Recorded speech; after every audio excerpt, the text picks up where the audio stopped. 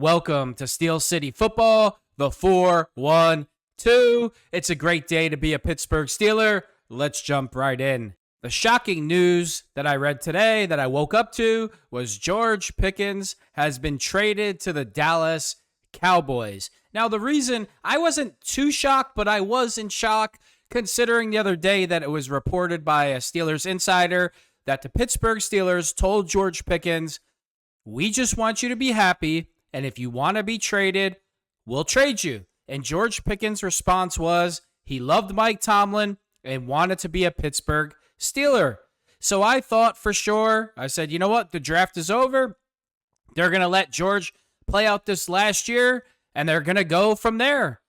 But evidently, Mike Tomlin and Omar Khan didn't give him the option. They pushed the nuclear button and said, "Goodbye, George." And you know what? It's about time. Mike Tomlin, Omar Khan, Art Rooney, they made the right decision.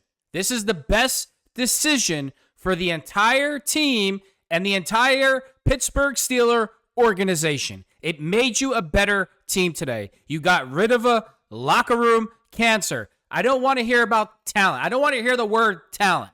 It's a lame-o word in the NFL. Everybody's talented in the NFL. The third string guy is talented. It takes more than talent. You know, it's a privilege to play in the NFL. And not only is it a privilege to play in the NFL, you only got so much time to play. And every single day, you got to show up like your hair's on fire, you're living your dream. This is the best opportunity that you've ever had in your entire life where you could change your family's lineage for the next 300 years with the amount of money that you're going to make. You could change generations of your family's lives with your decisions. Yes, you can. With the amount of money these guys are making, look how much money TJ Watt makes.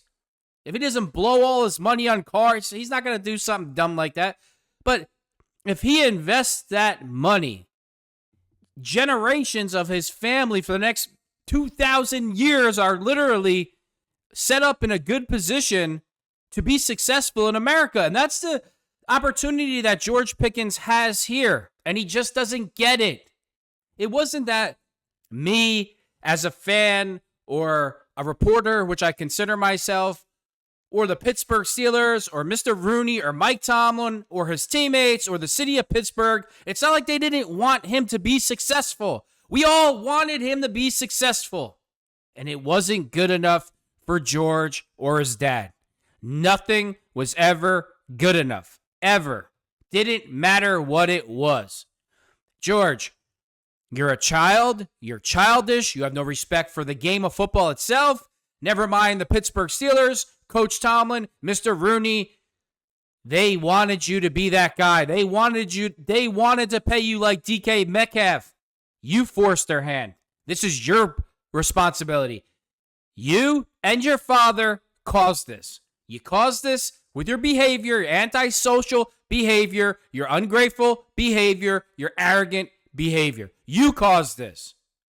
So now we have the fan base, of course, saying that Coach Tomlin doesn't know what he's doing. Look at the quarterback position and look at this. What are you? Do you really watch the Steelers? Can you honestly say that with a straight face? There's only so many quarterbacks to go around. Coach Tomlin has a plan. If all else fails, and Will Howard doesn't beat out Mason Rudolph, we're going into the season with Mason Rudolph. We're going to run the football, and we got a top 5 defense, not a top 20 defense, if we get any offense out of it. We have a plan. And let me ask you guys another thing. All the fans out there, do you really believe that George Pickens can coexist with DK Metcalf? You're buying that? You're betting on that if DK Metcalf came to the Steelers, that George Pickens would be able to coexist after DK catches 8 catches for 156 yards and 2 touchdowns in a game? And then all the media attention and all the fans love DK. You think that's going to make George coexist? Good luck with CeeDee Lamb. CeeDee Lamb's going to have the same problem. And you know what's going to happen when George goes down to Dallas? It's going to be the same old story. It's going to be Dak's fault. It's going to be racist Jerry Jones' fault. It's going to be the racist Cowboys fan. Because anytime you criticize George and tell the truth about him, his followers and George himself call everybody a racist. That's where we're at in 2025. No, George, it has nothing to do with your behavior. We're all just secretly hating you from a distance. George, the saddest thing about all this is this.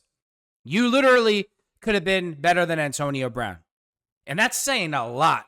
At one point for a while, Jerry Rice to me is the greatest receiver ever. And then there's Hines Ward. Hines Ward, and I'm not saying this because I'm a Steelers guy. Blocking, about the team, making the big plays. Hines Ward is a great receiver.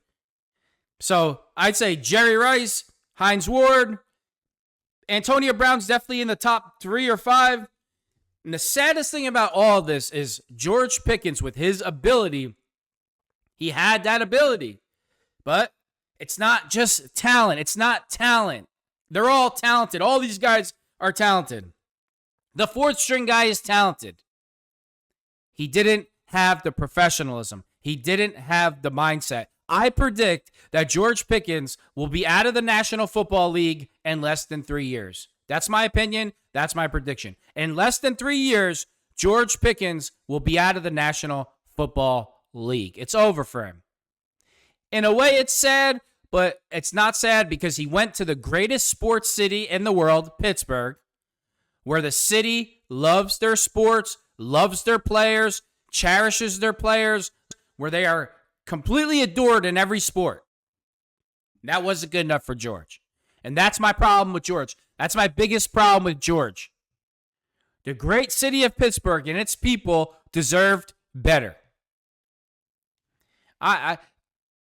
George Pickens, I'm so happy he went to the Cowboys. Go be part of that clown show down there in Jerry's world. You'll fit right in, George. And I expect him to have a couple big games here or there.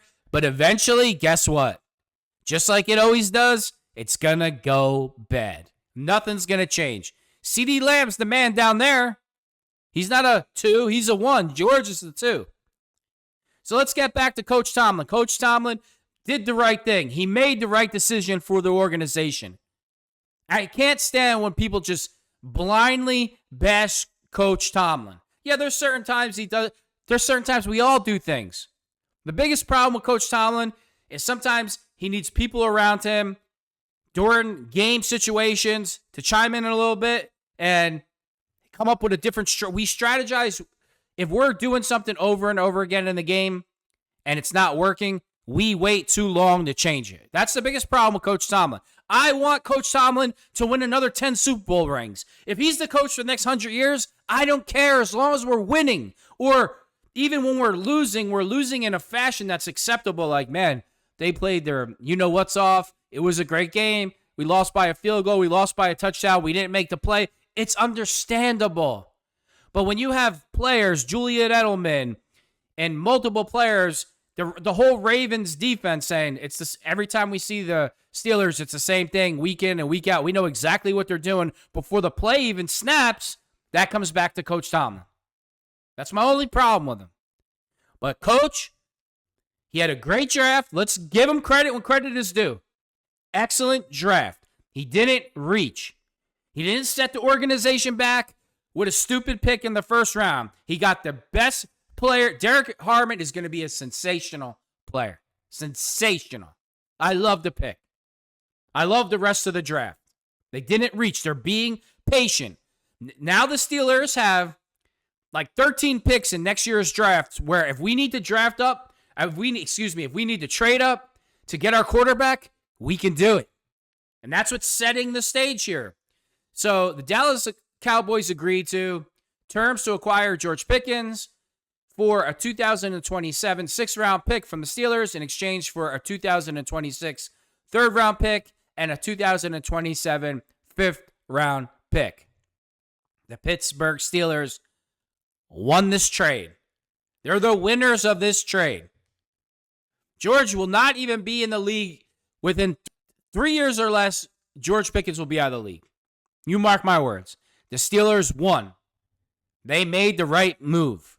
This is the best decision for for the Pittsburgh Steelers locker room, the organization, and the city. Here's another thing. Let's look at George Pickens' stats with the Steelers. So let's look at George Pickens' stats, and I know everybody's going to say, well, he played with the worst quarterbacks ever, etc. It's always some excuse. 2024, George had 59 receptions, 900 yards, averaged 15.3 yards a carry, 3 touchdowns. Antonio Brown used to have 3 touchdowns in a game. You want me to believe that an NFL quarterback can't throw the ball to George Pickens on a screen, 10 yards down the field, 15 yards down the field, whatever. It doesn't have to be a bomb every time. You're going to tell me that Russell Wilson couldn't have thrown him the ball like on a 10-yard out or a 15-yard slant pass? Of course he could. But they couldn't trust George Pickens.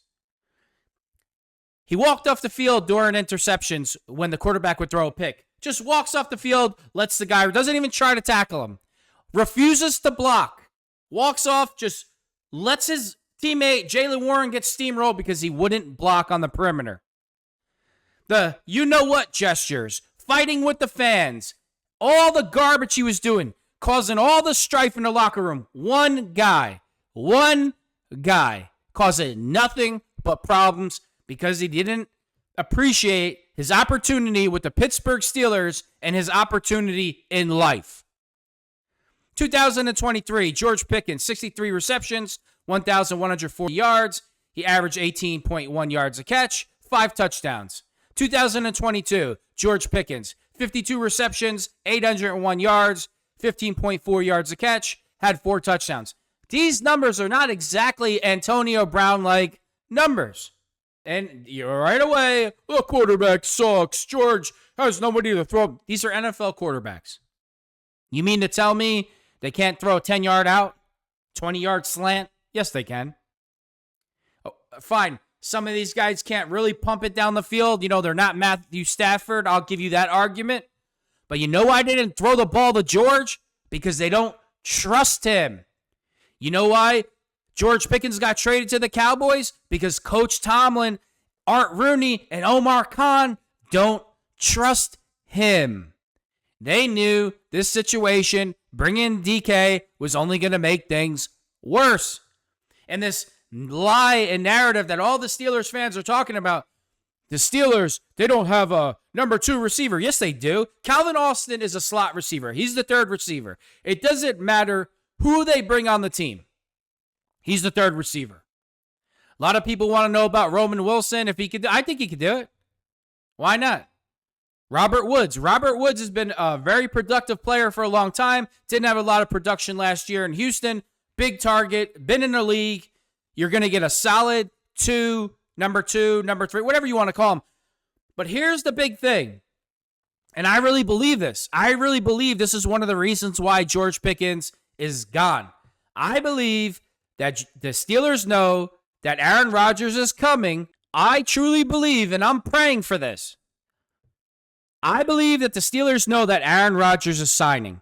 And wherever Aaron Rodgers goes, Davante Adams goes. Pittsburgh Steelers sign Aaron Rodgers. And you have DK Metcalf, Davante Adams, Pat Freiermuth, Calvin Austin III, an improving offensive line, Jaylen Warren at running back, Gainwell, a top 5 defense, not a top 10, not a top 20 defense. That's a top 5 defense with a competitive offense. We are going to the Super Bowl. If Aaron Rodgers signs and Davante Adams is signed, the Pittsburgh Steelers are going to the Super Bowl, and we are winning it. Thanks for tuning in to Steel City Football, the 4-1-2.